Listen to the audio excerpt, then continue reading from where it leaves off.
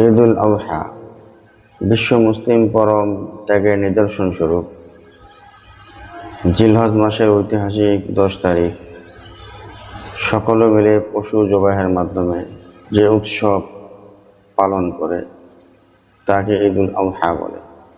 বস্তুত ইব্রাহিম আলাইহিস সালাম আল্লাহ তাআলার নির্দেশ পালন করতে প্রাণপ্রিয় পুত্র হযরত ইসমাঈল আলাইহিস সালামকে কুরবানি করার মতো ঐতিহাসিক নজির স্থাপন করেছেন। সেই সুন্নতকে জিয়ে রাখার জন্য মুসলিম জাতির উপর আল্লাহ সুবহানাহু ওয়া তাআলা এই কুরবানিকে ওয়াজিব করে দিয়েছেন। কুরবানি বা উযহিয়া এর আবিধানিক অর্থ হলো ওই পশু যা কুরবানির দিন জবাই করা হয়। শরীয়তের পরিভাষায় আল্লাহ তাআলা সন্তুষ্টি লাভের জন্য নির্দিষ্ট সময় নির্দিষ্ট পশুকে জবাই করার নাম কুরবানি বা উযহিয়া। কুরবানির তাৎপর্য হলো ত্যাগ তিতিক্ষা, প্রিয় বস্তু আল্লাহর রাস্তায় কুরবানি করা।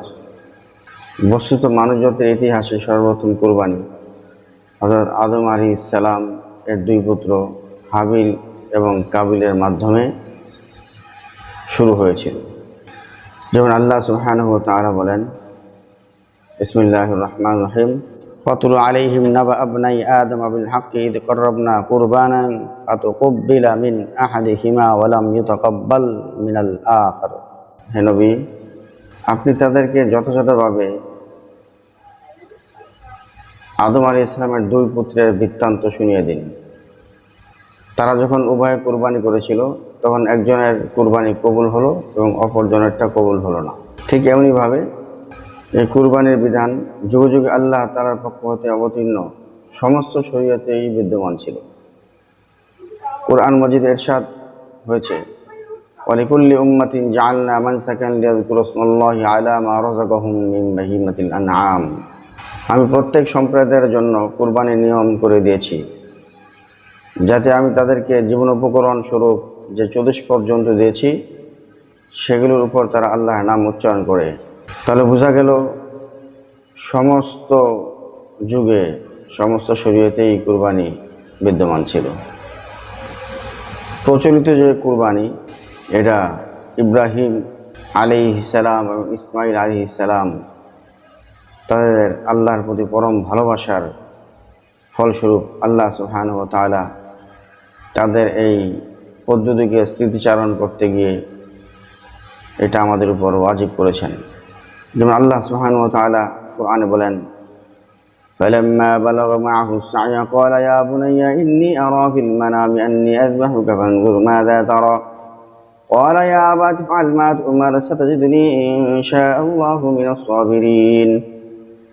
فلما أسلما وتله للجبين وناديناه أن يا إبراهيم قد صدقت الرؤيا إنا كذلك نجزي المحسنين إن هذا لهو البلاء المبين وفديناه بذبح عظيم وتركنا عليه في الآخرين سلام على إبراهيم كذلك نجزي المحسنين। তখন ইসমাঈল আলাইহিস সালাম সাথে চলাফেরার বয়সে উপনীত হলেন। তখন ইব্রাহিম আলাইহিস সালাম ইসমাঈল আলাইহিস সালামকে বললেন, হে বৎস, আমি স্বপ্ন দেখেছি যে তোমাকে জবাহ করতেছি, এখন তোমার অভিমত কি? ইসমাঈল আলাইহিস সালাম বলেন, হে আমার পিতা, আপনি যা আদিষ্ট হয়েছেন তা পালন করুন। আল্লাহ পাকের ইচ্ছায় আপনি আমাকে ধৈর্যশীলদের মধ্যে পাবেন। যখন তারা উভয়ে কুরবানি করতে প্রস্তুত হলো, ইব্রাহিম আলাইহিস সালাম ইসমাঈল আলাইহিস সালামকে কাত করে শুইয়ে দিলেন। তখন আল্লাহ রাব্বুল আলামিন ইব্রাহিম আলাইহিস সালামকে আহ্বান করলেন এবং বললেন, তুমি তো স্বপ্নকে সত্যতে পরিণত করলে, এইভাবে আমি সৎকর্মকারীদেরকে পুরস্কৃত করে থাকি। নিশ্চয়ই এই ছিল এক স্পষ্ট পরীক্ষা। আমি তাকে মুক্ত করলাম এক মহান কুরবানির বিনিময়ে। আমি ইহা পরবর্তীদের জন্য স্মরণে রেখেছি। ইব্রাহিমের উপর শান্তি বর্ষিত হোক, এইভাবে আমি সৎকর্মপরায়ণদেরকে পুরস্কৃত করে থাকি।